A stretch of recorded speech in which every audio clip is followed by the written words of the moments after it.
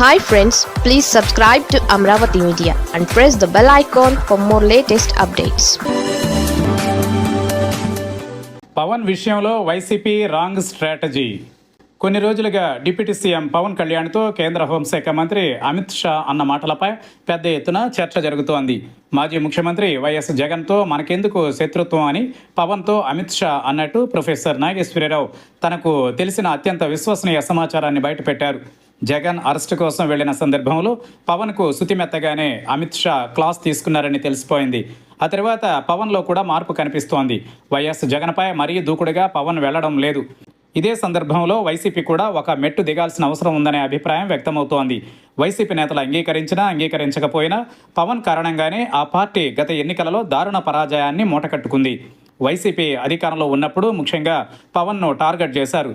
పవన్ కళ్యాణ్ వ్యక్తిగత జీవితంపై జగన్తో సహా ఆ పార్టీ కీలక నాయకులు పదే పదే అవాకులు చవాకులు పేలారు.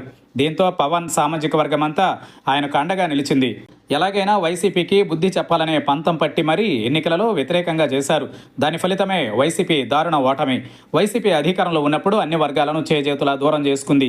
దానివల్లే 11 సీట్లకే పరిమితమైందన్నది చేదు నిజం. అయితే రాజకీయాలు ఎప్పుడూ నిశ్చలంగా ఉండవు, మారుతూ ఉంటాయి. ఆంధ్రప్రదేశ్ రాజకీయాలు కూడా ఇందుకు భిన్నంగా లేవు. కేంద్ర హోంశాఖ మంత్రి అమిత్ షా హితబోధ కావచ్చు, మరే కారణమైన వైసీపీ విషయంలో పవన్ కళ్యాణ్ ఆచితూచి మాట్లాడుతున్నారనేది నిజం. అయితే పవన్లోని మార్పును వైసీపీ రాజకీయంగా సొమ్ము చేసుకోవడానికి మంచి అవకాశం.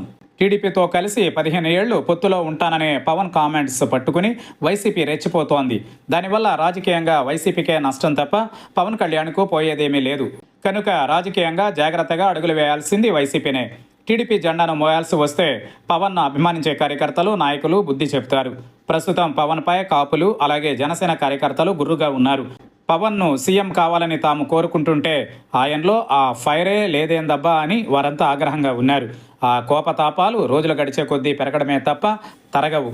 అయితే వైసీపీ మధ్యలో దూరి అబ్బే మిమ్మల్ని ఎప్పుడూ ఐక్యంగా ఉండేలా చేస్తామంటే చేయగలిగేదేమీ ఉండదు. వైసీపీ ఎంత మౌనంగా ఉంటే ఆ పార్టీకి అంత మంచిది. ఆ విఘ్నత, సంయమనం వైసీపీ పాటించడంపై పవన్ కళ్యాణ్ మనుగడ ఆధారపడి ఉంటుంది.